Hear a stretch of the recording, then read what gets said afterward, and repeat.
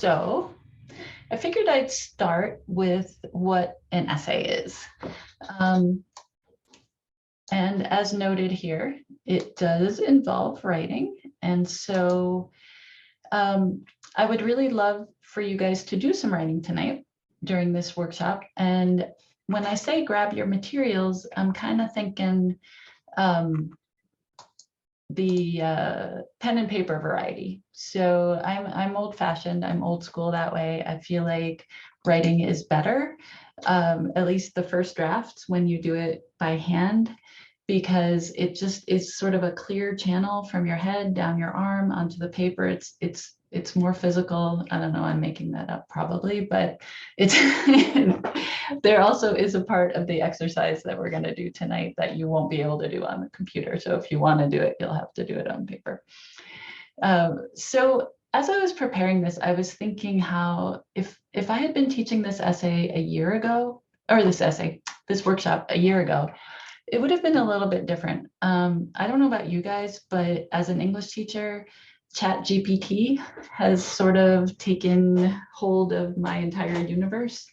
And so, my colleagues and I, along with many, many other people out there, are trying to figure out, what do we do with this? Because you can't totally fight it. It's not, I don't want it to be an enforcement issue, kind of like plagiarism. And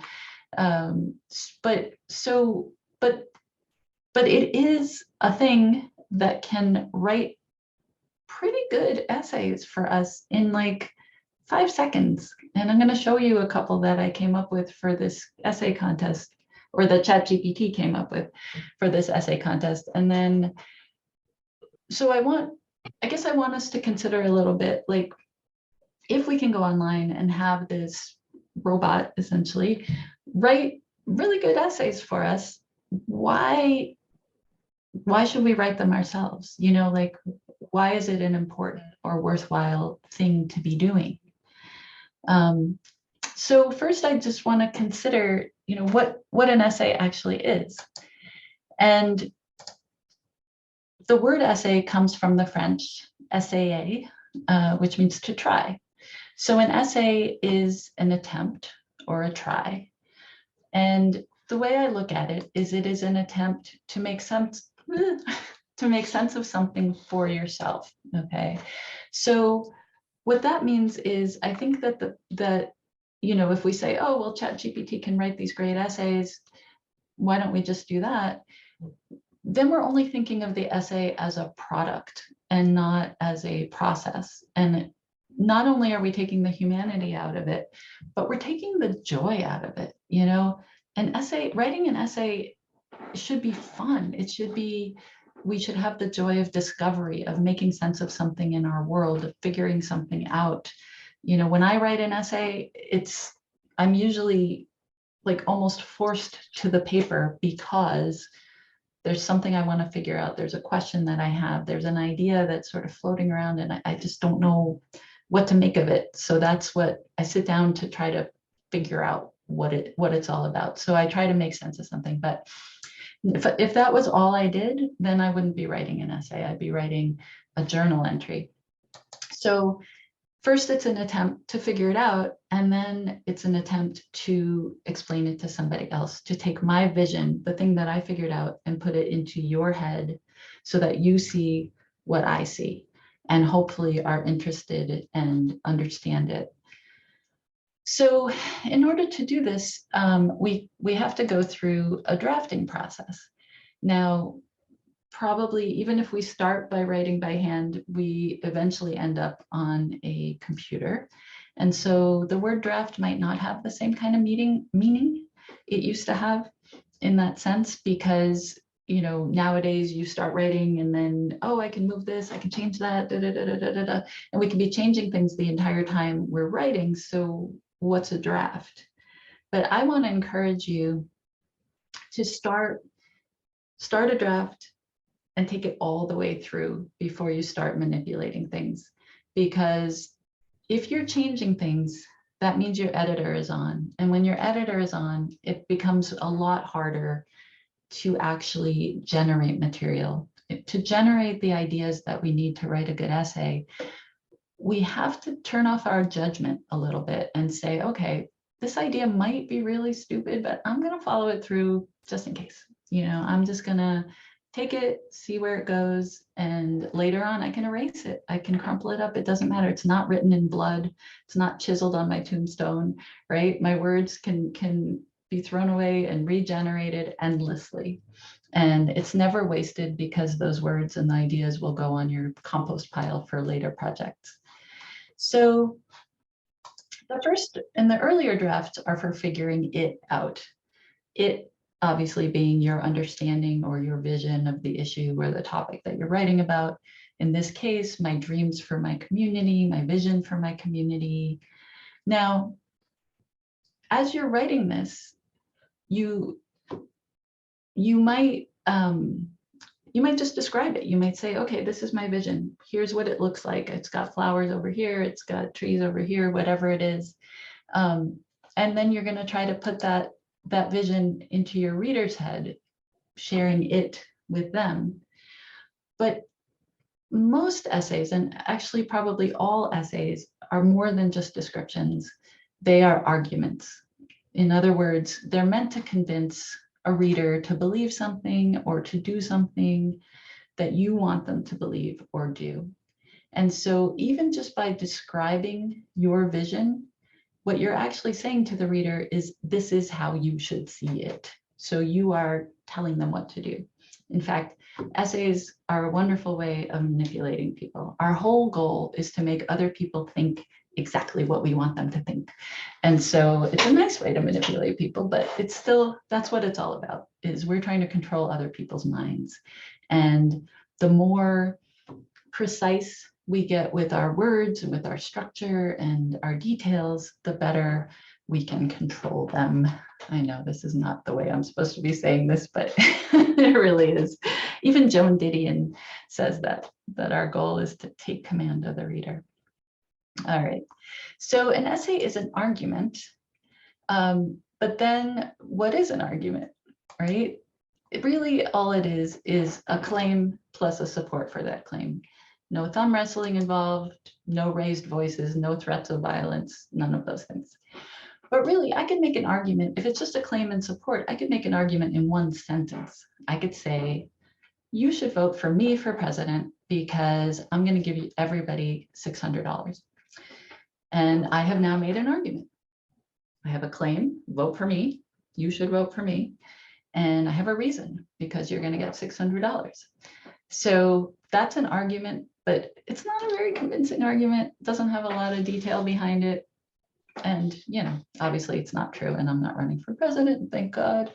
But an argument is really just a claim plus support. It's not people together, voices going back and forth. It's just you putting forth your vision and supporting it.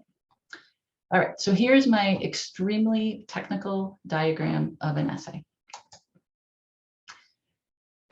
I drew this years ago because I realized I wanted to try to express to my students how to conceive of an essay without having to use a lot of words to explain it.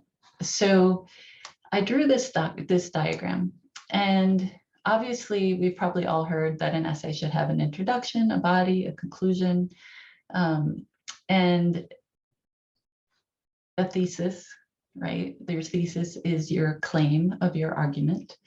But when I was thinking about how do these pieces work together? How should we be thinking about these things? So the introduction obviously is funneling the reader in. So I want you to think about the fact that your reader is out there playing basketball, playing video games, on social media, talking to their friends, whatever it is. They have a million things they could be doing besides reading your essay. So how do you compel them to come into your world? And when I was growing up, we were taught about grabbers, use a surprising statistic or a quote or a definition or a rhetorical question. And those are fine. Those all work. But I am going to show you another way, perhaps, to do this, which is using a lot of specific and concrete detail. Now, Delphine, I see your thumb up. Are you giving me a thumbs up, or are you wanting to say something or ask a question? Because either is fine. Oh, I was just doing the thumbs up. I didn't realize it would play for Thank you. I appreciate it. I love the feedback. All right. So yeah, so painting a picture for the reader using concrete detail. And when I say concrete, I'm not really talking about sidewalks, although if your vision for your community contains sidewalks, then definitely write about them.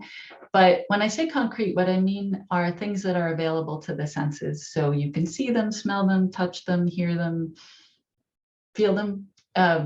Anything that you can use your five senses to access is a concrete detail. And if it's specific, it's not just any bluebird, it's that one bluebird that's singing on that fence post right now. So we want things to be specific and concrete, and those are the things that will funnel the reader down into your ideas. And then you got to tell them what you're going to tell them. Maybe you could make your main claim, which would be a thesis. You could give a hypothesis. You could say it might be that this could be like this. Or you can ask a question, what could our community be like? Something like that. So a thesis, hypothesis, question, something at the end of that funnel that says, okay, here's where we're going. And then underneath that is lots and lots and lots and lots of specific and concrete detail that directly supports that thesis, answers that question, or attempts to prove that hypothesis. So then once you have all that detail, then you pull it all together with the synthesis, which also has the word thesis in it. But you're asking yourself, what does this all add up to? Okay, so this should not be the same as this. This, you're setting it out for the first time. You're saying, here's where I want to go. But here you're saying, okay, given this, this, this, and this is why you should believe this, or this is how we're going to answer this. Okay, so this is where you pull it all together. What does it all add up to? What do you want the reader to know as they're leaving this essay? And the thing is, you could just end there. That's not a problem. But I always like to kind of funnel the reader back out into the world. So the conclusion, the shining a light onto the world part, to me is, okay, if this is true, what are the implications? Are there other situations this can be applied to? Or if this is true, what should we do about it? How does that inform the next action, or anything, anything that follows from that synthesis, but just takes it a little wider. And so it's interesting how this diagram evolved, because first I was like, okay, just funnel the reader back out. But then I was starting to think, oh, well, this part from here down kind of looks like a flashlight. And flashlights are powered by batteries, and batteries are full of electrons, like rubbing together, jumping up and down, sharing their electricity. And that's what gives the energy to power the flashlight. And when there are fewer electrons jumping around, the flashlight gets dimmer. So the more details you have in here, the more powerful that light is going to be, because you will have convinced the reader of what it is you're trying to say, and then they're willing to go with you to take that next step and shine that light out onto the world. So, okay. So talking about ChatGPT, I'm going to show you a couple of essays that I had ChatGPT write for this prompt. But I will tell you, they match this structure perfectly. Okay, perfectly, right between the lines, exactly. Which is part of the problem. They're a little bit too perfect. But I'll show you, and then I'll show you a counter example that is more like what I think you would like to do and what other people would like to read. So I'm going to stop sharing a bit this so that I can start sharing. And I hope I haven't put you all to sleep so far. I can never tell with Zoom, when people don't have their cameras on. So can you see this? My dreams for my community essay here. Nod your head. Oops, I just lost it. Okay. So I went to ChatGPT, and you can Google it. You have to make an account, but it's free for the, the trial version, and you just ask it a question. So I said, write an essay about my dreams for my community. And in 5 seconds or less, I got this. So dreams for my community, building a brighter future together. And it starts with communities are the backbone of society, serving as the nurturing ground for individuals to grow, prosper, and achieve their full potential. That sounds very nice, doesn't it? By envisioning a brighter future and actively working toward it, we can create an environment that fosters inclusivity, growth, and overall well-being. Looks like a thesis to me. All right. So now we have our thesis. This is what we can do to create an environment that fosters these things. And now we have the body of the essay. And these are the things that are going to give us the steps to create these goals. So education and empowerment. My first dream for my community revolves around education and empowerment. I dream of a community where every individual, regardless of their background, has access to quality education. I dream of that too. I'll bet you guys do too. And then we have environmental sustainability, we have social harmony and inclusion, healthcare access, economic growth and entrepreneurship. We have wonderful words like nurturing and improving the standard of living. And we even have some specifics like small business loans, mentorship programs, business incubators. Those are specific details. They're not very concrete, but they're specific. And then we have our synthesis, right? Now we're pulling together all the things we mentioned in the body to go back to what my dream for my community is.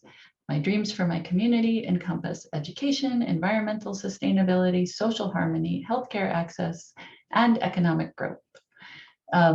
So there's our synthesis. And then it starts to shine a light onto the world a little bit, talking about how this requires collective effort. And then at the end, let us remember that change starts within ourselves. And by uplifting our community, we ultimately uplift ourselves. So beautiful, lovely sentiments. Feel free to comment if you would like. I was thinking, once I read this, that this was, a little bit generic, right? Hopefully you are seeing that as well, that you could say this stuff about any community or any person, it's any person's dream. So I said, let me be a little more specific. Let me say, what are my dreams? Write me an essay about my dreams for Saranac Lake, New York, because that's my community. Even though technically I live in Vermontville, I consider Saranac Lake my community. So, all right, so here's my new title. This one took less than 5 seconds as well. My dreams for Saranac Lake, New York. And it knows where Saranac Lake is. It knows that it's nestled in the heart of the Adirondack Mountains. It knows that it's a community that exudes charm, natural beauty, and a strong sense of community spirit. And so the items in the body of the essay are more specific to Saranac Lake, preserving natural beauty and sustainability. I dream of initiatives that encourage responsible outdoor recreation, such as hiking and biking trails, while ensuring the preservation of the area's ecological balance for future generations. Cultivating a diverse and thriving economy, enhancing community well-being, investing in education. So again, we have a lot of specifics, but still not really concrete, a little bit more concrete because now we know our communities in the Adirondacks, we've got natural beauty, all that stuff. But again, like these essays perfectly follow my structure, which is good. And I suspect if your high school teacher was not reading the news or looking at their phone ever and didn't know that ChatGPT existed and you turned this in, you would probably get a pretty good grade because it's well written, it's well organized, it doesn't have any spelling errors, it checks those boxes. but I hope you will agree with me that it's boring. So I'm going to share with you another essay, and I'm going to put it side by side with this one. So I think I'm going to have to stop the share and hang on one sec. And I'm actually going to read this essay out loud to you because it is incredibly beautiful. The writing of it is beautiful. It is also, it is telling us how to do what we need to do to not write a ChatGPT essay, to write an essay that is really going to funnel a reader into our world.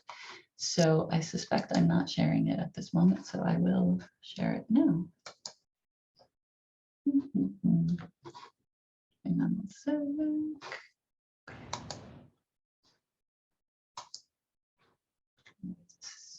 My screen share is loading.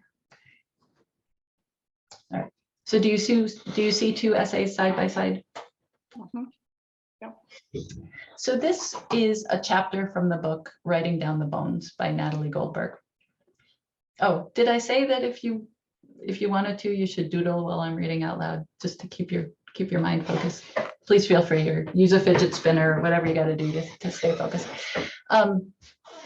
But this is from the book Writing Down the Bones. I know a lot of you are into writing, so you may have seen this book or heard of it. It's over 30 years old, and to me, it is still the best book on writing I have ever read, because it's the only book that has like grabbed me by the collar and forced me to sit down, pick up a pen, and write. And a lot of my writing philosophy comes directly out of this book. But this is just one of her chapters, and it's short. This is just a page. And it's called The Power of Detail. And I need a sip of water. I am in Costa's Chocolate Shop in Owatonna, Minnesota. My friend is opposite me. We've just finished Greek salads and are writing in our notebooks for a half hour among glasses of water, a half-sipped Coke, and a cup of coffee with milk.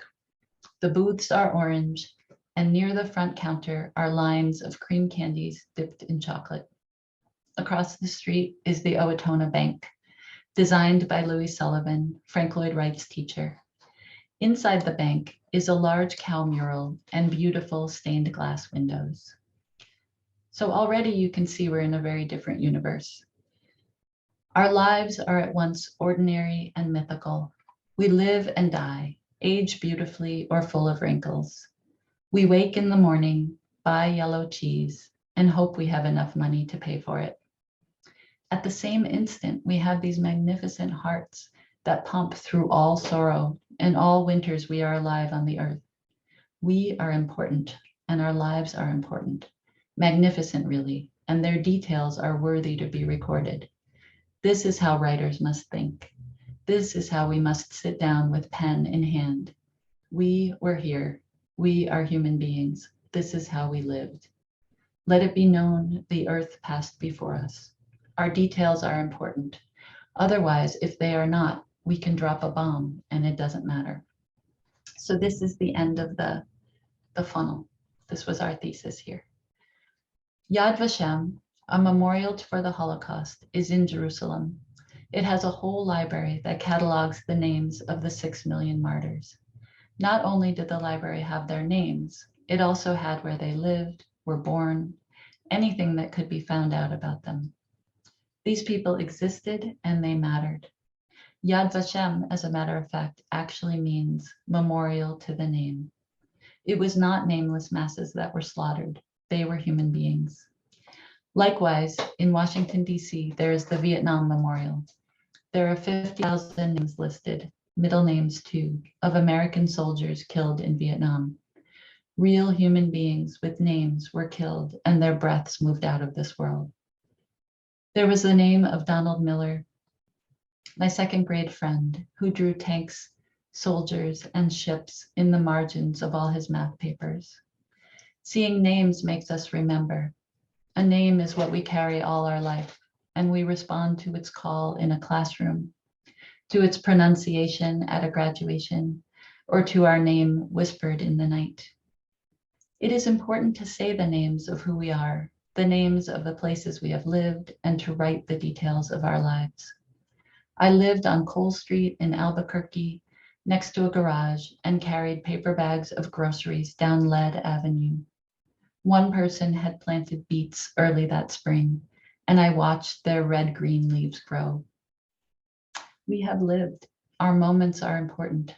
This is what it is to be a writer, to be the carrier of details that make up history, to care about the orange booths in the coffee shop in Owatonna. Recording the details of our lives is a stance against bombs with their mass ability to kill, against too much speed and efficiency. A writer must say yes to life, to all of life. The water glasses, the Kemp's half and half, the ketchup on the counter. It is not a writer's task to say, it's dumb to live in a small town, or to eat in a cafe when you can eat macrobiotic at home. Our task is to say a holy yes to the real things of our life as they exist, the real truth of who we are. Several pounds overweight, the gray, cold street outside, the Christmas tinsel in the showcase, the Jewish writer in the orange booth across from her blonde friend who has Black children. We must become writers who accept things as they are, come to love the details, and step forward with a yes on our lips, so there can be no more no's in the world, no's that invalidate life and stop these details from continuing.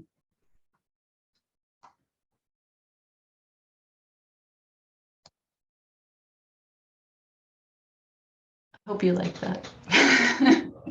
I think it's just an incredibly beautiful piece of writing. Thank you, Cyan. And it just totally embodies what I feel like an essay should be. It should just take you viscerally into a place where you haven't been before. You know, you as the writer create that and hopefully bring somebody else, your reader, into that place with you, and that's what's going to get you to be able to get them to think what you want them to think. So, okay, let me get back to my PowerPoint, and I promise you very soon you will be writing yourselves. Okay, hang on. Share screen.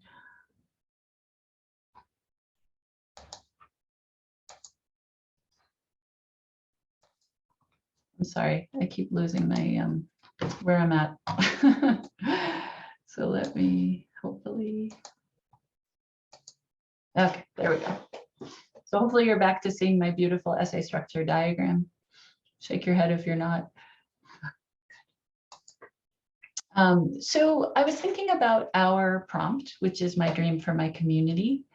And I'm not going to leave this slide up for very long, but as we start writing, I was thinking of some questions that might trigger you a little bit to think about how to even get going, right? Sometimes it's like, oh, I don't even know where to start. So you might think about, what communities do I belong to? What matters to those communities? But, what needs are not being met?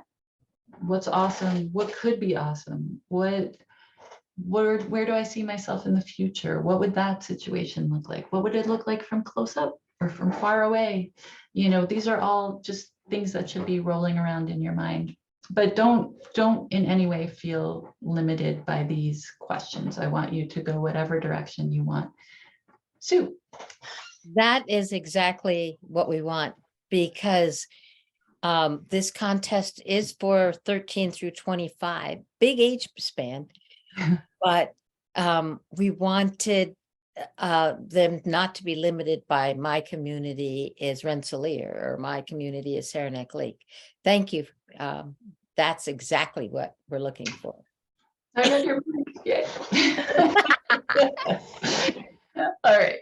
So this next slide that I'm going to share with you is very cluttered, but I'm going to then take it apart one piece at a time. But this is the exercise that we're going to be doing. Okay. And it's called Speeding Through the Writing Process. And it's got a bunch of different steps to it, but each one is anywhere between 1 minute and 10 minutes. Most of them are 3, 4, 5 minutes, and then we go to the next one. So, and I will say that I may add or subtract some things depending on what our time looks like. but I think we'll have time to go through this and to share things along the way, which will be good.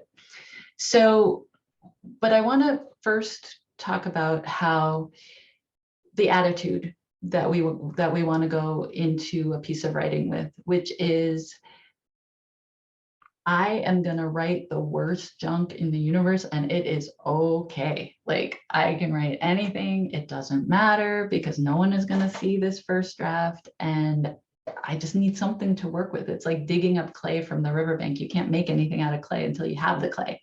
So you're just throwing clay down on the paper. So as you do these fast writing parts, the brainstorming, the free writing, all that kind of stuff, don't cross out. Don't worry about punctuation, spelling, or grammar. Don't try to write anything good. Just write. Just let your pen do the thing. Don't even think. Don't think with your head. Just move your pen as fast as you possibly can, and stuff will come out and it will be fine. All right. So let's start with brainstorming. All right. So I'm going to set my timer for 4 minutes. And our prompt is my dreams for my community. And I want you to just list as many things as you can that come from that prompt in 4 minutes. On your mark, get set, go.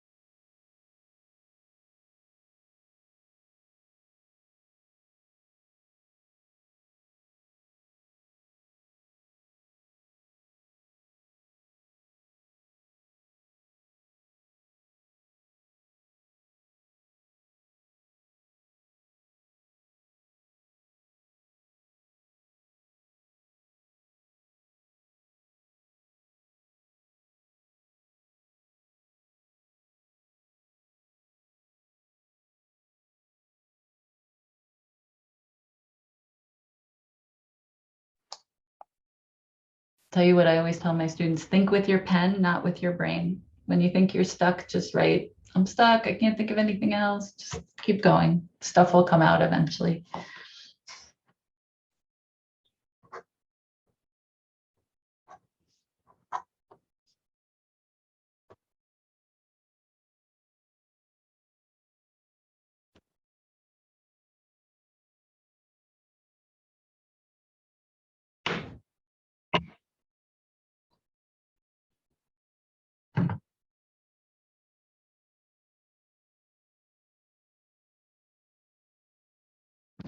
All right, so go ahead and finish that up.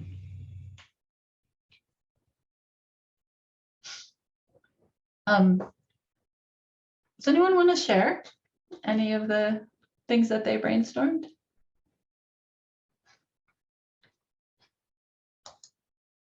The next step is to choose. Take a minute to choose things from your list that have energy, hit home, surprise you, excite you.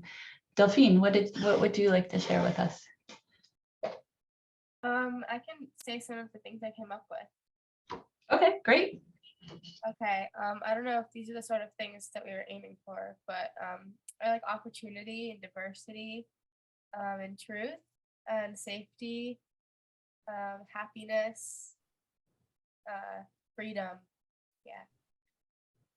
Awesome. Great. Anyone else want to share stuff that they came up with? Things that have energy, that hit home, that surprised you? I could said sitting around a neighbor's kitchen table, radio in the background, talk of dogs, gardens, the new member of the select board, and leave laughing. Water safe, affordable, conserved, women in leadership roles, events for all that require people of different ages to cooperate, teams of volunteers on sign-up sheets to pull in vases, provide rides, shovel snow, read to someone, make phone calls. All-purpose venue for games, performances, and that's when I ran out of time. Thank you. Anyone else? I could share. Something that really surprised me was I wrote dependable electricity. And I somehow I thought that was important. But I echoed some of what other people wrote in terms of friends and social opportunities, open space, music, books, writing, the arts, neighbors, that a shared community, shared sense of commonality, opportunities to share commonalities, and building on that. Awesome. Yeah. I wanted us to share a little bit now just so that we can sort of cross-pollinate each other a little bit. Like, ooh, I didn't think of that. And don't, like, if somebody said something that triggers you to think of something else, awesome. You know, we're not at a stage where it would be plagiarizing to steal someone else's idea. Like, just, you know, if someone else said something and you're like, oh yeah, I want to write about that, write about that. That's perfectly fine. I was surprised actually, because I was doing this along with you, and you know, I said I live in Vermontville, and you know, I have many of the same dreams that people have, but then something that came to mind was like smooth pavement for skateboarding. I have no idea why that came to me. I'm not even a skateboarder, but the idea of some smooth pavement in Vermontville just kind of came to my mind, and I'm like, maybe I should pursue that somewhere. We'll see what happens. But anyway. All right, so once you have picked, I want you to pick at least one thing, but ideally one thing from your list that's really where you want to kind of go next. And then what we're going to do is free write, and we're going to free write for 5 minutes. So this is no longer a list. Now we want to write sentences, because sentences force us to kind of say who's doing what to whom and get things out there. So we're going to free write for 5 minutes, and remember, let it all out. It doesn't matter if it's garbage. If you run into a brick wall and you think I can't think of anything, then just write I can't think of anything. I can't think of anything until you get bored with that, and then you'll figure something else out. So take something from your list and expand on it in a free write without editing yourself.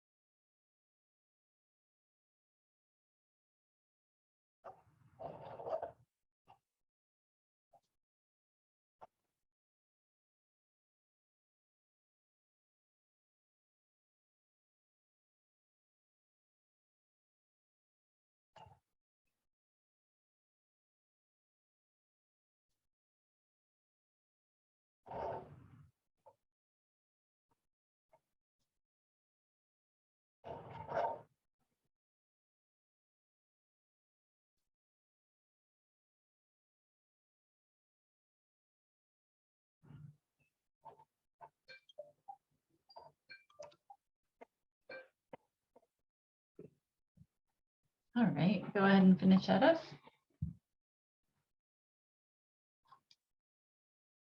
Now we're going to do the same thing of looking at what we wrote and just go back through, circle anything that has energy, an idea, a phrase, anything that catches your eye as interesting. And then we can share some of those again if you want.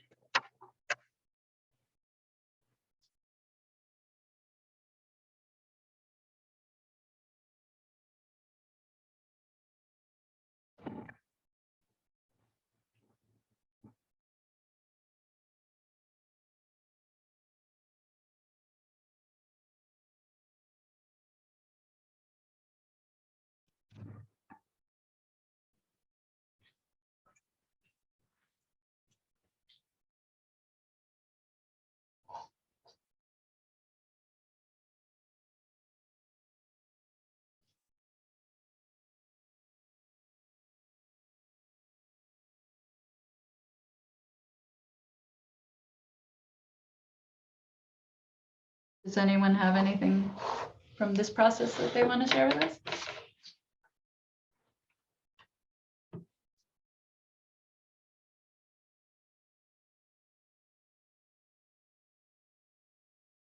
All right, so the next step is to do a map, a web, a bubble. I just started to do a little bit for mine. Let's see if I can show it to you on the screen. So basically you're drawing, right? You don't want to see what the words are, but you put a code phrase for your evolving subject. So the skateboard thing got in my mind. So my subject was paved path, right? So I put that in the middle and then I just connected, skateboard, bike, a road created for humans. And where am I going to go with that? So as you're figuring out where it is you're going, write that in a small phrase or word, put it in the center of your page, circle it, and then start shooting off ideas from it. Anything that seems related to that.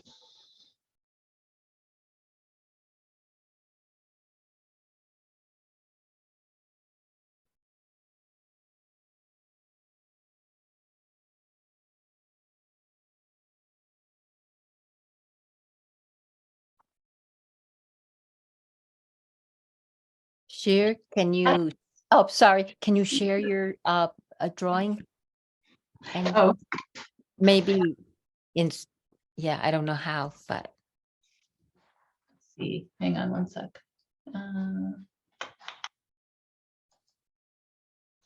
Probably going to be backwards, but if you put me on speaker view, you can at least see what I was doing.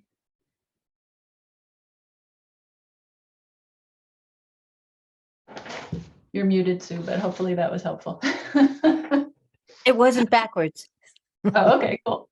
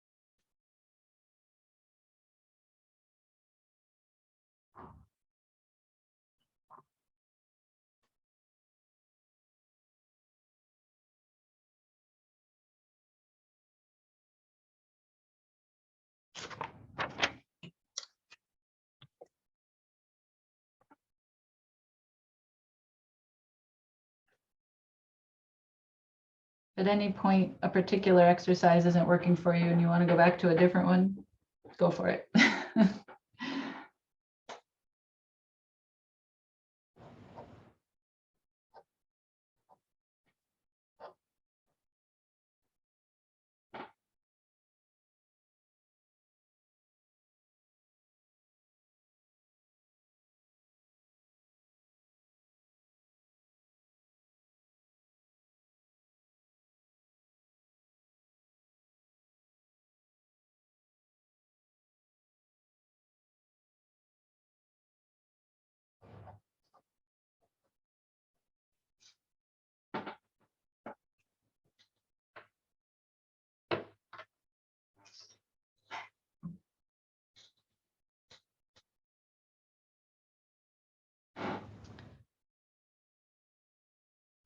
All right.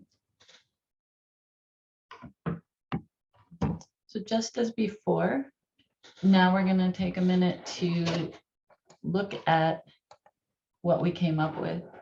Did any new connections come out of this? Any new insights come to light? Circle them. I know for me, this whole idea of pavement, I can't believe I got off on this bit, but it's creating a whole new thought process for me. So hopefully other people have had something similar happen. So just take a moment to see what you have in the bubbles.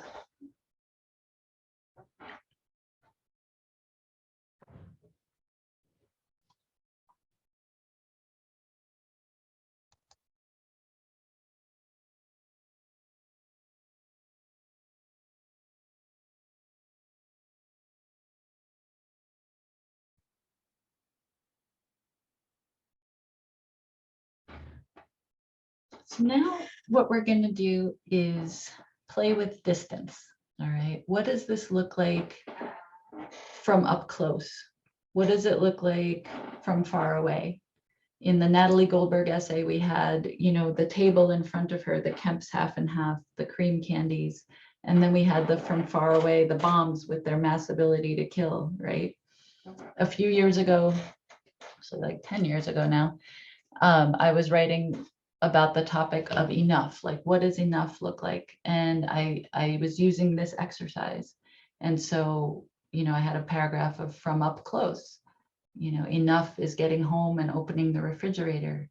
I see eggs, meat, yogurt, cold cuts, fruit, vegetables, leftovers in various unwieldy containers. It's a beef stew that's at least as much beef as stew.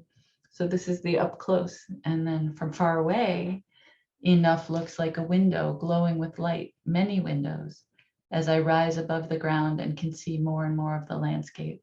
It's a neat little town or a bustling city. So you kind of get the idea, like you want to do a paragraph or 5 minutes of just zooming in, really close vision, as if you're looking under a microscope at your dream for your community or whatever it is that you're coming up with. And then you want to do another 5 minutes of seeing it from far away, from up in an airplane, from the space station, however you want to do it. Make sense? All right, go for it.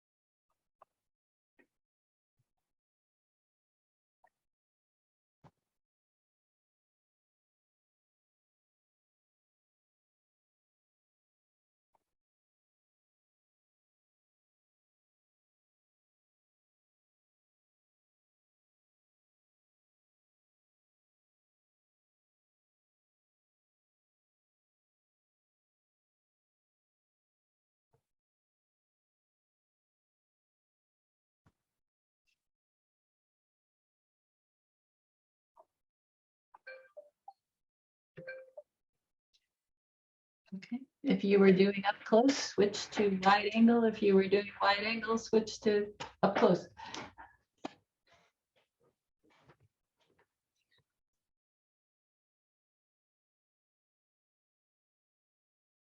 I'm sorry, what did you say? What did you ask? I said if you were doing your close-up view, switch to your wide angle view. If you were doing the wide angle view, switch to your close-up view. Unless you don't want to, in which case do whatever you want. Yes, and shake out your fingers.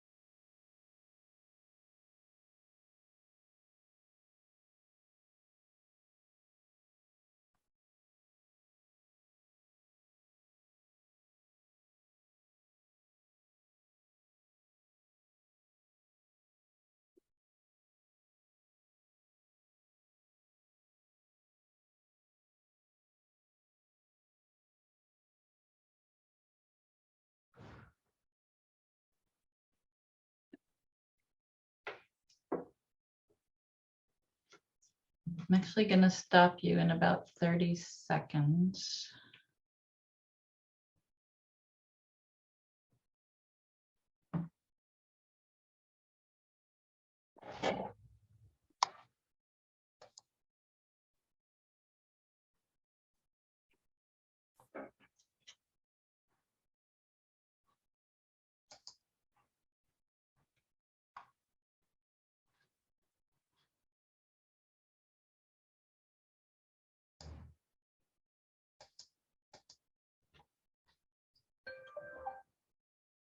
Okay. So I realize we're running low on time and I want to get to the culmination of the exercise. So the next thing to do is to come up with as many possible titles as you can. So we won't spend a full 3 minutes on it, but see if you can come up with at least 5 titles, potential titles in the next minute or so for your developing essay here.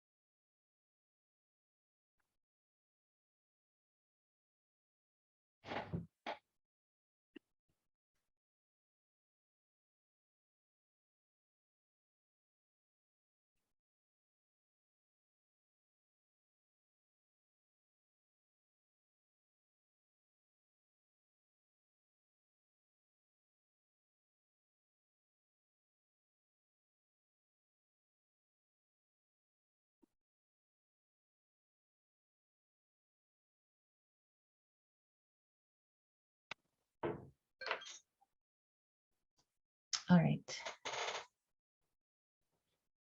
It's always good to have lots of things to choose from. So don't settle for the first title that comes to your mind when you're writing something. Don't settle for the first words that you think of. Not saying that you should go to the thesaurus and try to find synonyms for everything, but just always think about when you're in the editing phase, which is what we're about to go into, what's the right word? What's the best way of saying this? What's going to sound the best? So we are now going to pretend that you have written a full first draft, or, you know, you've gotten all your ideas out there, because we're going to go into the revising and editing stage.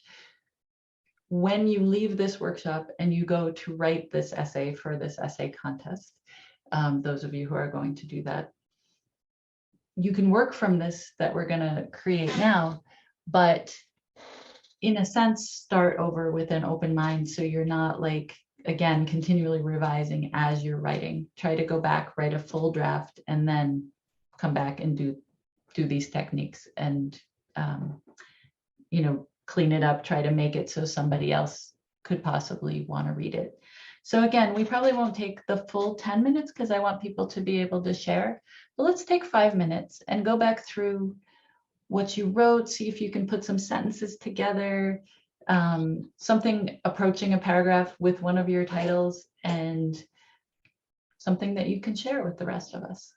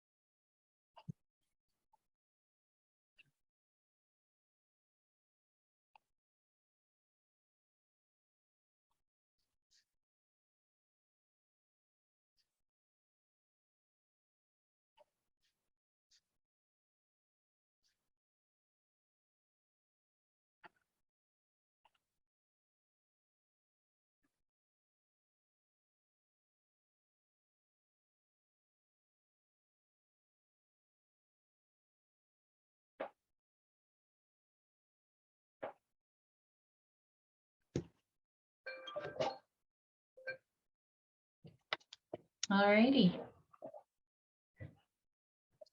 So what you got? Do any of our young folks want to share a paragraph with the title?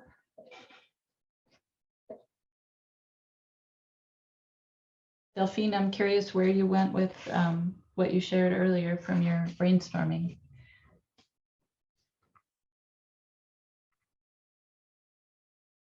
So I chose diversity for my topic, Okay, cool. and I can read my paragraph. That'd be awesome. Okay. So my title was The Meaning of Diversity, and I started with, what is the meaning of diversity? Diversity can be having many colors of chalk on a sidewalk, but it can be more than that. Diversity is being scarlet and magenta and chartreuse and cobalt and still accepting each other for who we are. And then I was going to start a little more, but I ran out of time. So Okay. I love all the colors. That's awesome. thanks. I like art too. Yeah. It's very nice. It's very Anyone nice. else? Yeah. Thanks, Delphine. Anyone else want to jump in? I'll share mine. Great. I went more for the definition of community, what it is, and I came up with a community is a structured group of people that unite themselves around a similarity or similarities that are naturally made between them or that they make between themselves. For example, the deaf community unites themselves around a similarity that is naturally made between them. The Amish community unite themselves around similarities that they make between themselves. People can be part of different communities. And I am part of the geocaching community, and there I left off thinking about the communities I'm part of. So what community was that you said? The geocaching community. Oh, Geocaching, do you know about geocaching? It's kind of off topic. It's Yeah, where no.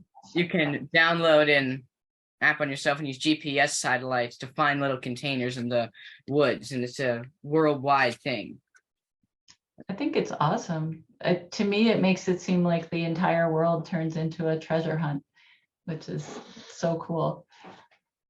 But yeah, if that's your community, that's definitely something to write about. What Yeah, else? we want to hear more about that. I think a lot of people will. Yeah, absolutely. Those specific details. Yeah, thank you so much. Thank you. Anyone else? I'll share. Great. My focus was my garden community, and the part I polished up was like my garden specifically, and how so this is what I had so far. My 4 foot by 8 foot raised bed has stunted lettuce, carrot, and spinach sprouts. My containers have starter, tomato, pepper, and cucumber plants. They're still growing so far, but they're in the front yard that's close to the road because that's where the sunlight is. I built the raised bed in the backyard in early March before the leaves on the trees came in. My light meter read all the way to the right, so I thought my light factor was good. But by the second weekend in April, the trees are full of leaves and all of the other foliage has come in. There's now about 2 hours of partial sunlight in the backyard. I guess the backyard raised bed will be reserved for the fall winter crops when the leaves fall and the light comes back. Nice. I could really picture that. Good details. Yeah. Thank you. I like the idea of the close up and stepping back. So that's what I did with this. Strong human connections in my community. What does that look like? 2 trucks have arrived from opposite directions and stopped in the road. I wait to continue until they wrap up their conversation, and we each give a wave as we pass. Waiting is a gift to offer in this brief encounter, an acknowledgement that I care about you. Our town green is full of picnic coolers, groups of kids playing frisbee, softball, and tag, adults at picnic tables under the shade trees talking, each table a mix of families and neighbors. A local duo, an older couple, is setting up on the pavilion with a harp and a fiddle, and soon a familiar country tune from England fills the air. With the interest around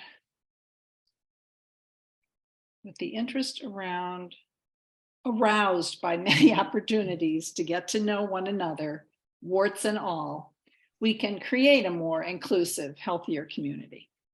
Thank you. So it's almost 8:30, and I have loved hearing what you guys wrote. I hope this was useful. We probably have time for a few questions if people have them. Questions, comments, anything? I really got a lot out of looking close and then looking far back. That is definitely something I'll add when I write. Awesome. I had a question, I think it's for Sue. Will we be able to read the winning works on ACW's website? We haven't talked about that. We will have an event on July 24th. And but yeah, Tyler, add that to the list. Yeah, I think it sounds like a great idea as long as the writers are comfortable with us publishing. I think we'd love to, but at the very least, we will celebrate the winners at the end of July with an event between the two of us. And yeah, we'll try to get these stories out there. That's a great question.